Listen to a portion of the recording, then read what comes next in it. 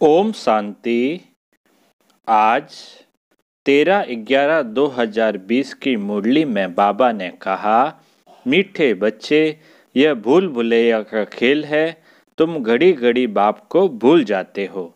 निश्चय बुद्धि बनो तो इस खेल में फंसेंगे नहीं।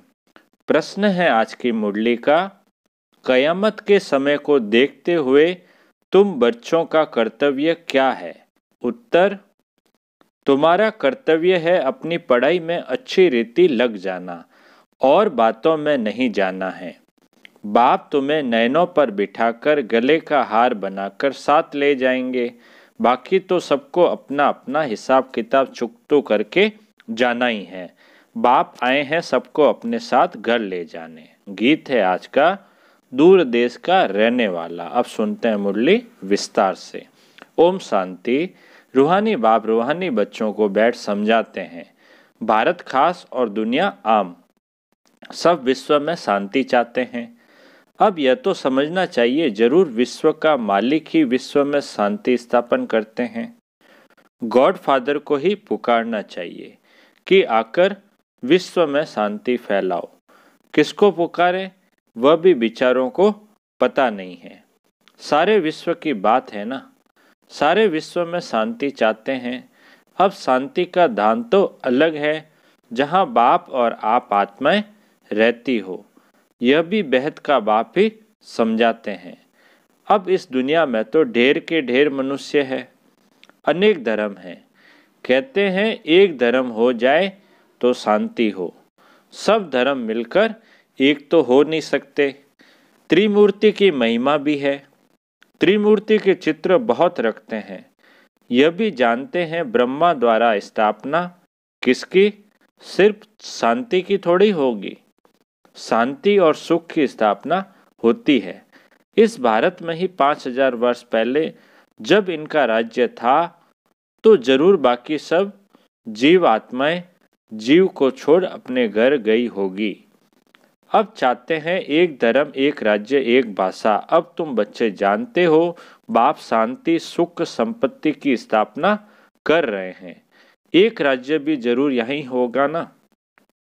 एक राज्य की स्थापना हो रही है, यह कोई नई बात नहीं। अनेक बार एक राज्य स्थापन हुआ है।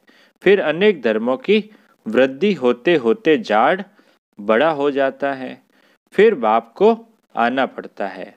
आत्मा ही सुनती है, पढ़ती है। आत्मा में ही संस्कार है। हम आत्मा भिन्न भिन्न शरीर धारण करती है। बच्चों को इस निश्चय बुद्धि होने में भी बड़ी मेहनत लगती है। कहते हैं बाबा घड़ी घड़ी भूल जाते हैं। बाप समझाते हैं यह खेल भूल भुलैया का है।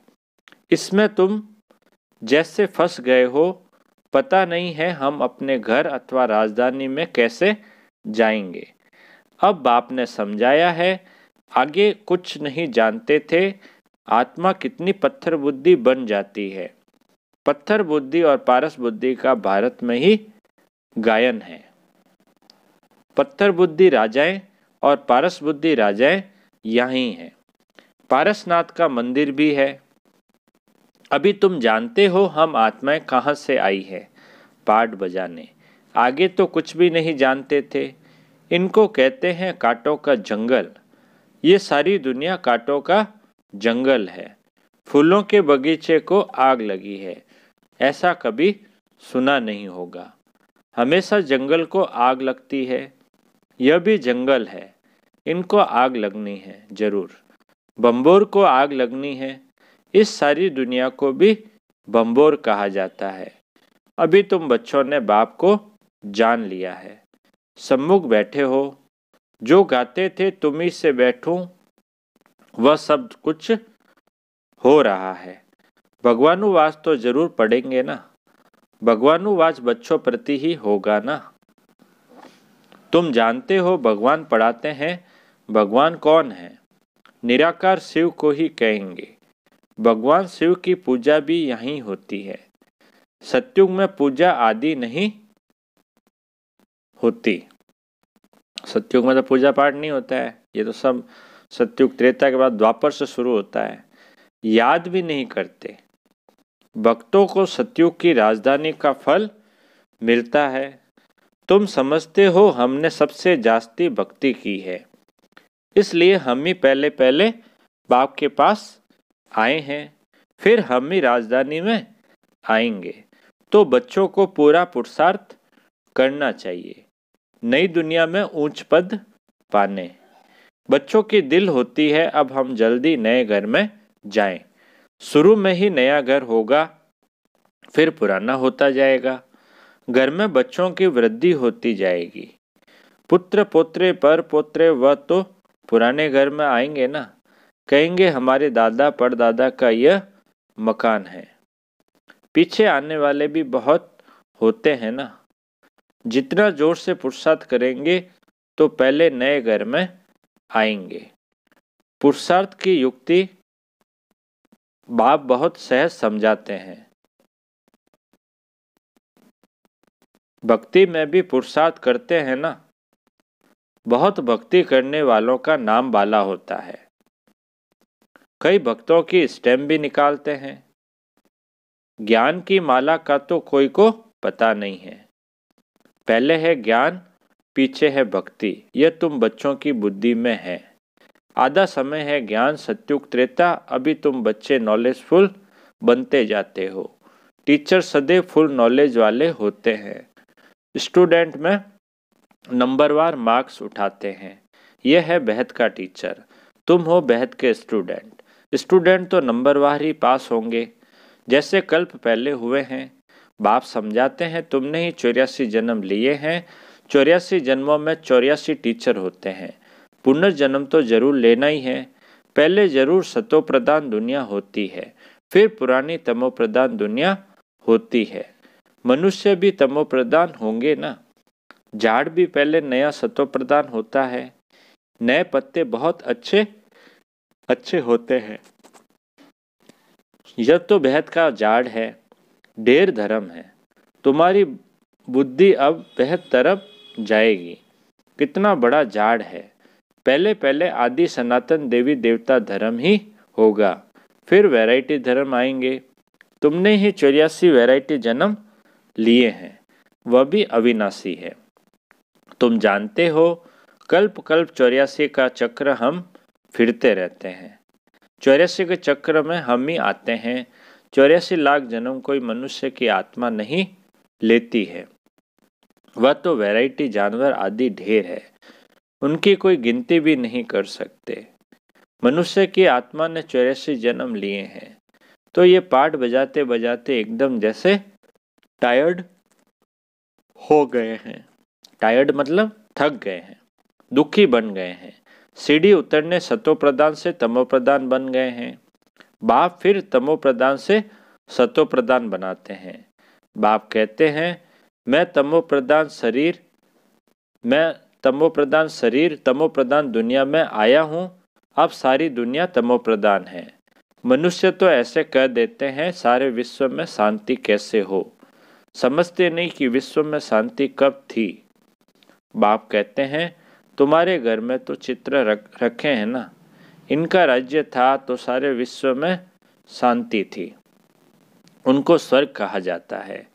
नई दुनिया को ही हेवन गोल्डन एज कहा जाता है। अभी ये पुरानी दुनिया बदलनी है। वह राजधानी स्थापन हो रही है। विश्व में राज्य तो इनका ही था।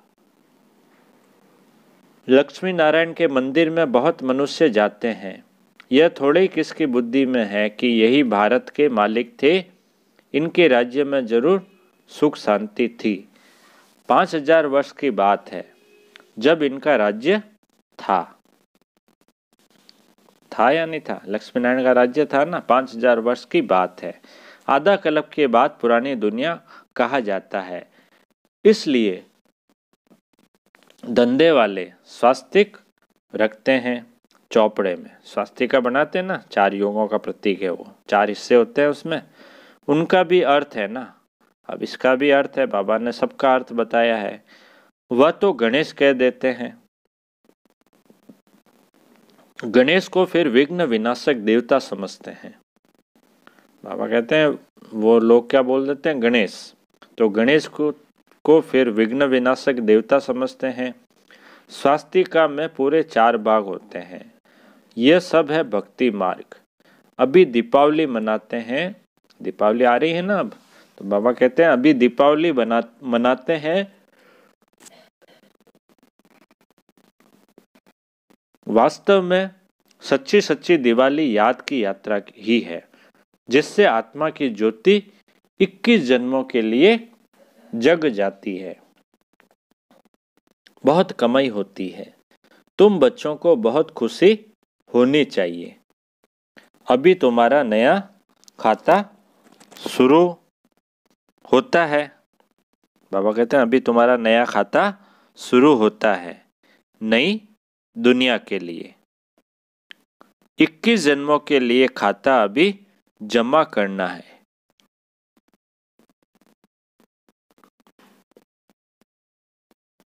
अब बाप बच्चों को समझाते हैं, अपने को आत्मा समझ सुन रहे हो? आत्मा समझ सुनेंगे तो खुशी भी रहेगी। बाप हमको पढ़ाते हैं, भगवानुवाच भी है ना, भगवान तो एक ही होता है। बाबा कहते हैं भगवान तो एक ही है ना, सबको पता है आने के बाद। भगवान कोई अलग अलग तो है नहीं, सभी धर्मों के भगवान एक ही है। जरूर वह आकर शरीर लेता होगा, तब भगवानुवाच कहा जाता है। यह भी किसको पता नहीं है, तब नेति नेति करते आए हैं। कहते भी हैं वह परमपिता परमात्मा है, फिर कह देते हम नहीं जानते। कहते भी हैं शिव बाबा, ब्रह्मा को भी बाबा कहते हैं, विष्णु को कभी बाबा नहीं कहेंगे। प्रजापिता तो बाबा ठहरा ना। तुम हो बीके प्रजापिता, नाम न होने से समझते नहीं है। इतने ढेर बीके हैं तो जरूर प्रजापिता ही होगा, इसलिए प्रजापिता अक्षर जरूर डालो तो समझेंगे प्रजापिता तो हमारा ही बाप ठहरा। नई सृष्टि जरूर प्रजापिता द्वारा ही रची जाती है। हम आत्माएं भाई भाई है, फिर शरीर धारण कर भाई बहन हो जाते हैं। बाप के बच्चे तो अविनाशी है, फिर साकार में बहन भाई चाहिए, तो नाम है प्रजापिता ब्रह्मा। परंतु ब्रह्मा को कोई हम याद नहीं करते, याद लौकिक को करते और पारलौकिक को करते हैं। प्रजापिता ब्रह्मा को कोई याद नहीं करते। दुख में बाप का सिमरन करते हैं, ब्रह्मा का नहीं। कहेंगे हे भगवान, हे ब्रह्मा नहीं कहेंगे। सुख में तो किसी को भी याद नहीं करते, वहाँ सुख ही सुख है। कहाँ? सतयुग में। यह भी किसको पता नहीं है। तुम जानते हो इस समय है 3 बाप। भक्ति मार्ग में लौकिक और पारलौकिक बाप को याद करते हैं, सतयुग में सिर्फ लौकिक को याद करते हैं। संगम पर तीनों को याद करते हैं। लौकिक भी है परंतु जानते हैं वह है हद का बाप, उनसे हद का वर्षा मिलता है। अभी हमको बेहद का बाप मिला है, जिससे बेहद का वर्षा मिलता है। यह समझ की बात है। अब बेहद का बाप आए हैं ब्रह्मा के तन में, हम बच्चों को बेहद का सुख देने, उनका बनने से हम बेहद का वर्षा पाते हैं। यह जैसे दादे का वर्षा मिलता है ब्रह्मा द्वारा, वह कहते हैं वर्षा तुमको मैं देता हूँ, पढ़ाता मैं हूँ, ज्ञान मेरे पास है। बाकी न मनुष्यों में ज्ञान है न देवताओं में, ज्ञान है मेरे में जो मैं तुमको देता हूँ। यह है रूहानी ज्ञान। तुम जानते हो रूहानी बाप द्वारा हमको यह पद मिलता है। ऐसे ऐसे विचार सागर मंथन करना चाहिए। गायन है मन के जीते जीत, मन से हारे हार। वास्तव में कहना चाहिए माया पर जीत, क्योंकि मन को तो जीता नहीं जाता। मनुष्य कहते हैं मन की शांति कैसे हो। बाप कहते हैं आत्मा कैसे रहेगी कि मन की शांति चाहिए। आत्मा कैसे कहेगी कि मन की शांति चाहिए? आत्मा तो है ही शांति धाम में रहने वाली। आत्मा जब शरीर में आती है तब कार्य करने लग पड़ती है। बाप कहते हैं तुम अब स्वधर्म में टिको, अपने को आत्मा समझो। आत्मा का स्वधर्म है शांत। बाकी शांति कहाँ से ढूंढेगी, इस पर रानी का भी दृष्टांत है हार का। सन्यासी दृष्टांत देते हैं और फिर खुद जंगल में जाकर शांति ढूंढते हैं। बाप कहते हैं कि तुम आत्मा का धर्म ही शांति है। शांति धाम तुम्हारा घर है जहाँ से पाठ बजाने तुम आते हो। शरीर से फिर कर्म करना पड़ता है। शरीर से अलग होने से सन्नाटा हो जाता है। आत्मा ने जाकर दूसरा शरीर लिया, फिर चिंता क्यों करनी चाहिए? वापस थोड़ी आएगी। परंतु मोह सताता है। वहां तुमको मोह नहीं सताएगा। वहां 5 विकार होते नहीं। रावण राज्य ही नहीं, वह है राम राज्य। हमेशा रावण राज्य हो तो फिर मनुष्य थक जाए, कभी सुख देख न सके। अभी तुम आस्तिक बने हो और त्रिकालदर्शी भी बने हो। मनुष्य बाप को नहीं जानते, इसलिए नास्तिक कहा जाता है। अभी तुम बच्चे जानते हो यह शास्त्र आदि जो पास्ट हो चुके हैं, यह सब है भक्ति मार्ग। अभी तुम हो ज्ञान मार्ग में। बाप तुम बच्चों को कितना प्यार से नैनों पर बिठाकर ले जाते हैं। गले का हार बनाकर सबको ले जाता हूँ। पुकारते भी सब है। जो काम चिता पर बैठ काले हो गए हैं, उनको ज्ञान चिता पर बिठाए, हिसाब किताब चुकतू कराए, वापस ले जाते हैं। अब तुम्हारा काम है पढ़ने से और बातों में क्यों जाना चाहिए। कैसे मरेंगे, क्या होगा, इन बातों में हम क्यों जाएं। यह तो कयामत का समय है। सब हिसाब किताब चुकतू कर वापस चले जाएंगे। यह बेहद के ड्रामा का राज तुम बच्चों की बुद्धि में है और कोई नहीं जानते। बच्चे जानते हैं हम बाबा के पास कल्प कल्प आते हैं बेहद का वर्षा लेने। हम जीव की आत्माएं हैं, बाबा ने ही देह में आकर प्रवेश किया है। बाप कहते हैं मैं साधारण तन में आता हूँ, इनको भी बैठ समझाता हूँ कि तुम अपने जन्मों को नहीं जानते हो। ब्रह्मा बाबा के बारे में बता रहे हैं। और कोई ऐसे कह न सके कि बच्चों देही अभिमानी बनो, बाप को याद करो। अच्छा बाप दादा बोले, मीठे मीठे सिक्के लदे बच्चों प्रति माता पिता बाप दादा का याद प्यार और गुड मॉर्निंग। रूहानी बाप की रूहानी बच्चों को नमस्ते। हम रूहानी बच्चों की रूहानी बाप दादा को याद प्यार, गुड मॉर्निंग और नमस्ते नमस्ते नमस्ते। सदा रहेंगे हंसते हंसते, बन जाएंगे फरिश्ते। वाह बाबा वाह, वह मेरा भाग्य। धारणा के लिए मुख्य सार। पहला पॉइंट, याद की यात्रा में रहकर सच्ची सच्ची दीपावली रोज मनानी है। अपना नया खाता 21 जन्मों के लिए जमा करना है। धारणा के लिए जो दूसरा पॉइंट बाबा ने दिया है वो है ड्रामा के राज को बुद्धि में रख, पढ़ाई के सिवाय और किसी भी बात में नहीं जाना है। सब हिसाब किताब चुकतू करने हैं। अब आज मीठे बाबा का मीठा वरदान, लगन की अग्नि द्वारा एक दीप से अनेक दीप जगाने वाले सच्चे सेवादारी भव। लगन की अग्नि द्वारा एक दीप से अनेक दीप जगाने वाले सच्चे सेवादारी भव। विस्तार है, जैसे दीपावली पर एक दीप से अनेक दीप जगाते दीपमाला मनाते हैं, दीपक में अग्नि होती है, ऐसे आप दीपकों में लगन की अग्नि है। अगर एक दीपक के साथ लगन लग गई तो यही सच्ची दीपमाला है। तो देखना है कि हम दीपक लगन लगाकर अग्नि रूप बनने वाले, अपनी रोशनी से अज्ञानता का अंधकार मिटाने वाले ही सच्चे सेवाधारी है। स्लोगन है आज का, एक बल एक भरोसा। इस पाठ को सदा पक्का रखो तो बीच भंवर से सहज निकल जाएंगे। एक बल एक भरोसा, इस पाठ को सदा पक्का रखो तो बीच भंवर से सहज निकल जाएंगे। अच्छा, ओम शांति।